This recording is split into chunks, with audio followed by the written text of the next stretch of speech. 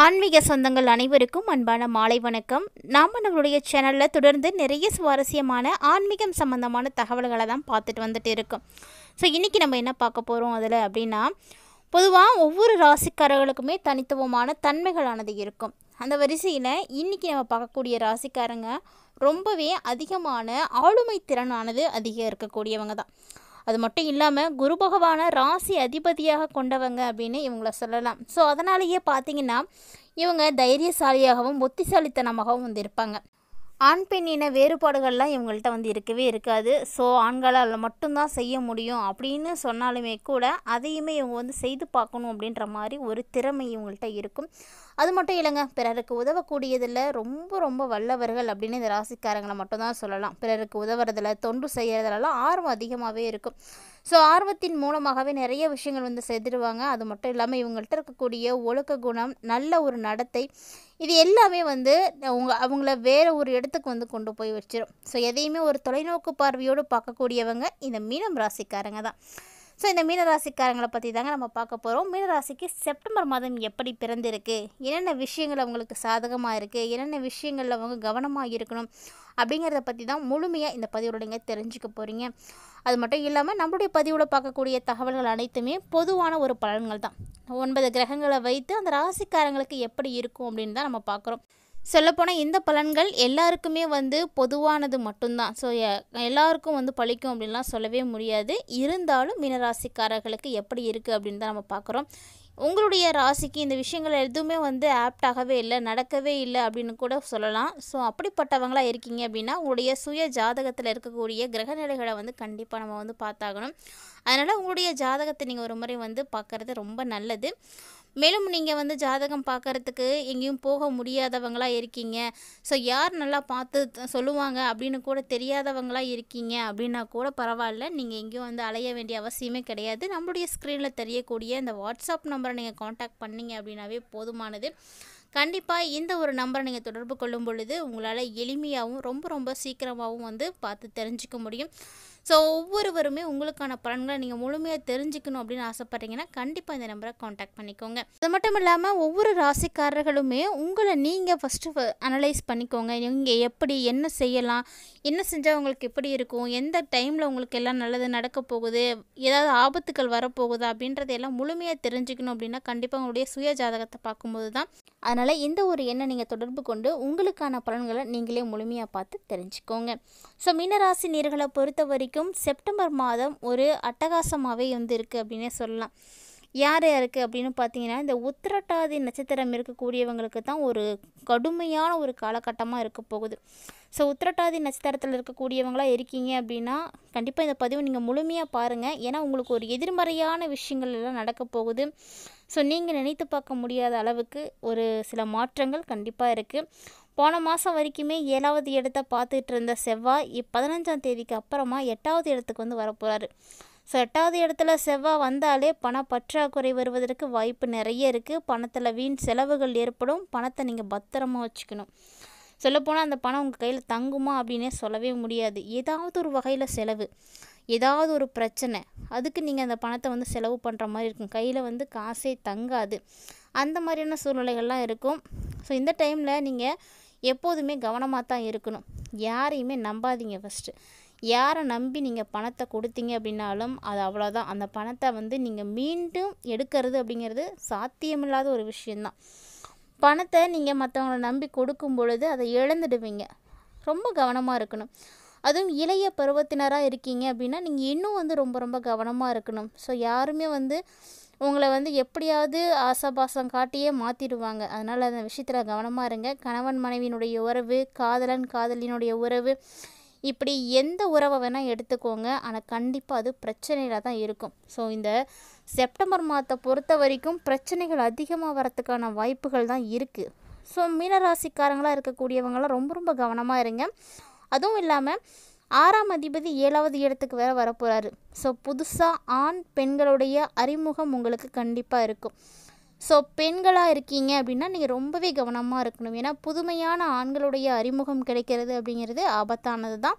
அதே ஆண்களாக இருக்கக்கூடியவங்களும் கொஞ்சம் உஷாராக இருந்துக்கோங்க. ஸோ யாருமே வந்து எந்த ஒரு தவறான ஒரு விஷயத்துலையும் போய் மாட்டிக்காதீங்க.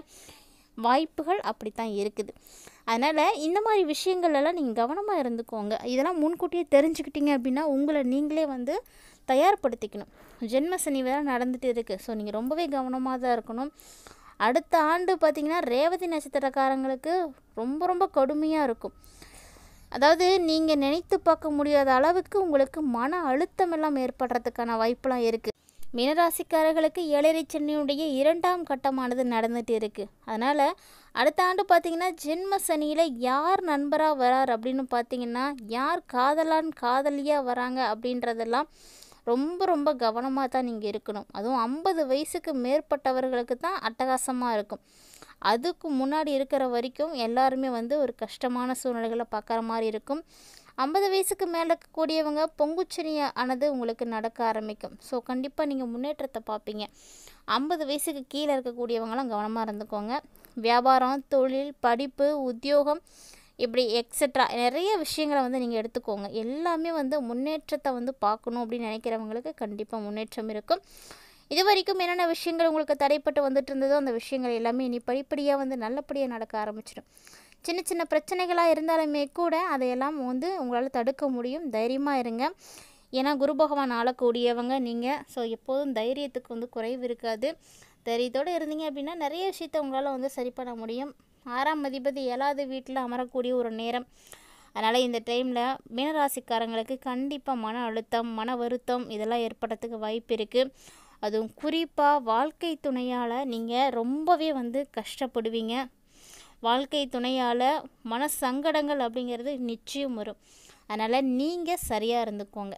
ஸோ நம்ம தவறுகளை வந்து நம்ம வச்சுக்கிட்டு அடுத்தவங்க மேலே வந்து பழி போடவே கூடாது. ஸோ அதனால் மீனராசிக்குடையவங்க ஆணாக இருந்தாலும் சரி பெண்ணாக இருந்தாலும் சரி நீங்கள் கரெக்டாக இருந்துக்கோங்க. கண்டிப்பாக பிரச்சனைகள் இருக்குது. அந்த பிரச்சனைகள் எதிர்வரக்கூடிய நாட்கள்லேயே உங்களுக்கு ஆரம்பமாயிடும். அதுக்கான அறிகுறிகள் எல்லாமே 1, 2 உங்களுக்கு இப்பயே வந்து தென்பட ஆரம்பிச்சிருக்கும். ஸோ உஷாராக இருந்துக்கோங்க. ஏன்னா எல்லாமே வந்து நம்மளால் வந்து சரி பண்ண முடியாது. புத்திசாலித்தனமாக இருந்துட்டீங்க அப்படின்னா தப்பிச்சிடுவீங்க. மதத்தினுடைய பிற்பாதி பார்த்திங்கன்னா பெரிய அளவுக்கு நம்பக்கூடிய உறவுகளாலேயே உங்களுக்கு சோதனைகள் வரும். ஸோ நீங்கள் யாரை முழுக்க 100% நான் இவங்களை நம்புகிறேன் அப்படின்னு சொல்லக்கூடியவங்க தான் உங்களுக்கு மிகப்பெரிய தவறு செய்ய போகிறாங்க. ஸோ அதனால் நம்பிக்கையும் நீங்கள் யார் மேலேயும் அளவுக்கு அதிகமாக வந்து வைக்காதீங்க. உங்களுக்கான சோதனைகள் வருவதற்கான வாய்ப்புகள் இருக்குது. மீனராசிக்காரங்களை பொறுத்த வரைக்கும் பொதுவாகவே நல்லவங்க, புத்திசாலித்தனவங்க அப்படின்றதுனால எதையுமே வந்து சமாளிக்க முடியும். ஆனால் ஏற்படக்கூடிய பழி பாவங்கள், அதனால் உருவாகக்கூடிய மன சங்கடங்கள் இதெல்லாம் வந்து தீர்க்கவே முடியாது. அதுவும் உத்திரட்டாதி நட்சத்திரக்காரர்கள்லாம் அகலக்கால் வைக்கவே கூடாது. ரொம்ப ரொம்ப கவனமாக இருக்கணும். எப்போதுமே புத்தி சாதுரியத்தால் மட்டுமே ஒரு சில விஷயங்களை சமாளிக்கக்கூடிய தன்மை உங்களுக்கு கிடைக்கும். ஸோ எல்லா நேரமுமே அப்படி இருந்துடும் அப்படின்னு சொல்ல முடியாது. அதுபோல் எதிர்பாராத செலவுகளும் உங்களுக்கு இந்த மாதத்தில் இருக்குது. ஸோ 7ஆம் இடத்துல புதன் உச்சமாகி ராசியை பார்க்குறாரு. 8ல் பார்த்திங்கன்னா செவ்வாய் அமர்ந்து குருவினுடைய பார்வையில் இருக்கிறாரு. ஸோ எதிர்பாராத செலவுகள்லாம் வரும்.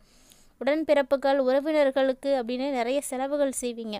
வீண் செலவு, வெட்டி செலவு அப்படின்னு சொல்லுவாங்க பார்த்திங்களா. இந்த மாதிரி செலவெல்லாம் உங்களுக்கு இருக்குது. பயணங்களால் செலவு, இப்படி எல்லா செலவும் இருக்கும்.